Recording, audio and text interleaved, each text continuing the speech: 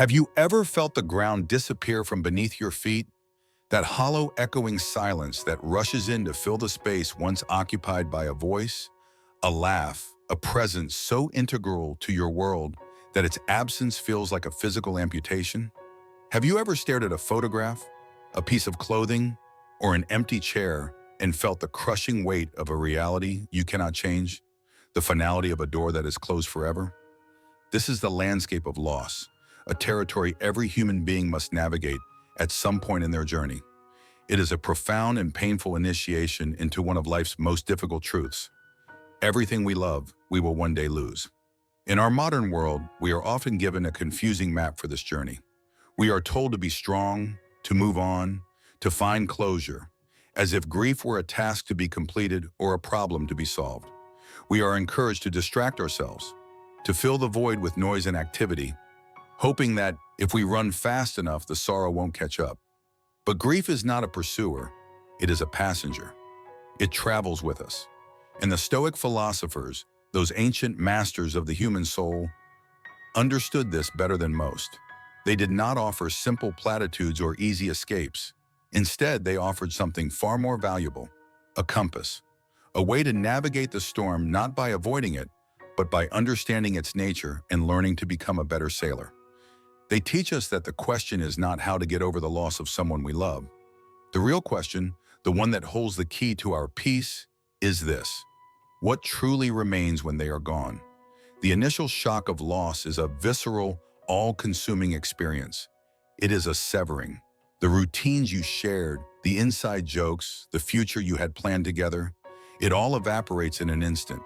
What's left is a phantom limb, an ache for something that is no longer there. The mind, in its desperate attempt to make sense of the senseless, replays memories on a loop. One moment you are smiling at a cherished memory, the next you are plunged into despair by the realization that no new memories can be made. This oscillation between the warmth of remembrance and the cold of reality is exhausting. It feels like a betrayal to laugh and a torment to cry. The Stoic philosopher Seneca, who was no stranger to loss and exile, wrote extensively on the nature of grief. In a letter to his friend Lucilius, consoling him on the death of a friend, he did not advise him to simply stop feeling sad. That would be inhuman. He wrote, "Let not your eyes be dry, nor yet let them overflow. We may weep, but we must not wail." This is a crucial distinction. The Stoics were not unfeeling robots. They were deeply engaged with the full spectrum of human experience. They understood that tears are a natural and necessary response to pain. Real. The love was real. Therefore, the pain of its absence must also be real. To deny the pain is to deny the love that preceded it. The problem, as the Stoics saw it, was not the feeling of grief itself, but our relationship to it. They warned against what they called wailing, the performative, self-indulgent sorrow that drags us down into a spiral of victimhood and despair. This is the grief that says, "Why me? My life is over. I will never be happy again." This kind of thinking, they argued, adds a second layer of suffering on top of the first. The first wound is the loss itself, an external event that we cannot control. The second wound, and often the more damaging one, is the judgment we attach to it. It is the story we tell ourselves about the loss. Marcus Aurelius, the Roman emperor, wrote in his private journal, "If you are pained by any external thing, it is not this thing that disturbs you, but your own judgment about it. And it is in your power to wipe out this judgment now." This is perhaps the most challenging and empowering idea in all of Stoic philosophy, especially when applied to the loss of a loved one. It can sound cold at first glance. How can the death of a child, a partner, or a parent be a matter of judgment? The pain is self-evident, but that is not what Marcus is saying. He is not denying the pain. He is pointing to the source of our prolonged suffering. The event is a fact. Our loved one is gone. That cannot be changed. But our interpretation of that fact, that our life is now meaningless, that we are permanently broken, that happiness is forever out of reach, is a judgment. And that judgment is within our power to change. It is the difference between saying, "I have lost someone I love and I am in pain," and saying, "Because I have lost someone I love, my life is ruined." The first is an honest acknowledgement of reality. The second is a story of despair that we choose to tell ourselves, a story that keeps us chained to our suffering. This leads us to the core of the Stoic operating system, the dichotomy of control. We do not own the people we love. We cannot control their health, their lifespan, or the circumstances that may take them from us. To believe otherwise is to set ourselves up for inevitable and profound suffering. The Stoics would say that we are given our loved ones on loan from fortune. This is not a morbid or cynical view. On the contrary, it is a call to radical appreciation. If you knew you only had one more day with someone you loved, how would you treat them? How present would you be? How much love would you show? The Stoic reminds us that, in a sense, this is always true. Every day is a gift. Every moment shared is a treasure precisely because it is fleeting. This perspective transforms our relationship with those we love from one of anxious possession to one of grateful participation. Imagine trying to hold water in your cupped hands. If you squeeze your fist tight, desperate not to lose a single drop, the water will inevitably escape through the cracks. But if you hold your hands open, relaxed and steady, you can hold the water for a time, appreciate its coolness, and see its clarity. The Stoic approach to love is like holding an open hand. We do not own our loved ones. We are privileged to share a journey with them. By accepting their transient nature, we are freed to love them more purely and completely in the present, without the shadow of fear and the desperate need to control what is ultimately uncontrollable. Seneca advised that we should love our friends and family as people who we will one day have to live without. He says we should embrace our children with the thought that they are mortal, not to diminish our love for them, but to intensify it, to love them fully in the present moment without the illusion of permanence. This practice, known as premeditatio malorum, or the premeditation of future evils, is not about dwelling on potential loss. It is about rehearsing for reality. It is about building the emotional and psychological resilience to face life as it is, not as we wish it would be. When we mentally prepare for the possibility of loss, we are not inviting it to happen. We are simply acknowledging a fundamental truth of existence. And when the inevitable does occur, while the pain will still be immense, we will not be shattered by surprise. We will not feel that the universe has uniquely wronged us. We will understand that we are part of a natural cycle of coming and going, of meeting and parting. So what remains? If we cannot possess people, if their presence is a temporary gift, what is left when that gift is recalled? The Stoics would argue that what remains is everything that truly matters. What remains is the love itself. The physical person may be gone, but the love you shared is not an external object. It is a state of being that you cultivated within yourself. It has changed you, shaped you, and become part of the fabric of your soul. That cannot be taken away. The love remains. What remains are the lessons. Think of the person you lost. What did they teach you, either through their words or their example? Did they teach you courage? Did they show you what it means to be kind? Did they teach you to laugh at yourself, to appreciate beauty, to work hard, to be honest? These lessons are now a part of your internal toolkit. They are virtues and strengths that you can carry with you and apply in your own life. When you act with the courage they taught you, they are with you. When you show the kindness they modeled, they are with you. In this way, their best qualities continue to live in the world through you. What remains are the memories. But the Stoics would caution us on how we engage with them. It is easy to let memory become a source of pain, a constant reminder of what is gone. The Stoic approach is to transform memory into a source of gratitude. Instead of thinking, I will never hear their laugh again, which leads to despair, we can choose to think, how lucky I was to have heard that laugh at all.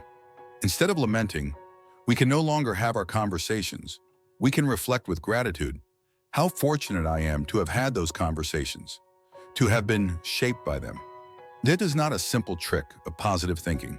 It is a profound shift in perspective. It is choosing to focus on the gift you were given, not the fact that it has ended. As Seneca wrote, the comfort of having a friend may be taken away, but the comfort of having had one, never. The joy of the past is a treasure that is securely yours forever. Marcus Aurelius provides a powerful example of this in the first book of his Meditations. He begins not by talking about abstract principles, but by listing the people in his life, his grandfather, his mother, his father, his teachers, and naming the specific virtues he learned from each of them. From his grandfather, he learned integrity and self-control. From his mother, he learned piety, generosity, and simplicity. From his teacher, Dionysus, he learned to avoid trivialities and to embrace hard work. He is not mourning their eventual loss. He is celebrating their enduring impact. He has internalized their best qualities.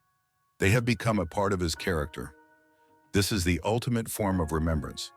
It is not building a statue of stone, but becoming a living monument to their virtues. This act of becoming a living monument is an active, creative process. It is a choice we make every single day. When faced with a difficult decision, we can ask ourselves, what would they have done? What would their wisdom advise? When we choose patience over anger, compassion over judgment, or courage over fear, we are actively channeling their legacy. We are taking the abstract memory of their goodness and forging it into concrete action in the present. In this way, their story does not end with their last breath. It begins a new chapter through us. Their influence becomes a dynamic force, shaping a better world through our hands, our words, and our choices. This is the Stoic alchemy of grief. It is the process of transmuting the raw, painful lead of loss into the gold of gratitude, wisdom, and love. It is understanding that when someone we love dies, they do not simply vanish. They are integrated. They are absorbed into us. Their energy, their lessons, their love, these things become part of our own internal fire. Our task is not to extinguish our own flame in mourning, but to burn brighter, fueled by their memory. To live a life so full of the virtues they embody that their legacy shines through our every action. This does not mean the pain will disappear overnight. Grief is not a linear process with a finish line. It is a companion that walks with us, and its weight changes over time. There will be days when the ache is sharp and fresh. On those days, the Stoic advice is not to fight it, but to allow it, to observe it without judgment, and to remember the truth. The pain is a testament to the love. It is the price of deep connection, and it is a price worth paying. But we do not have to pay it with our own peace of mind forever. We can choose to carry the loss not as a crushing burden, but as a sacred inheritance.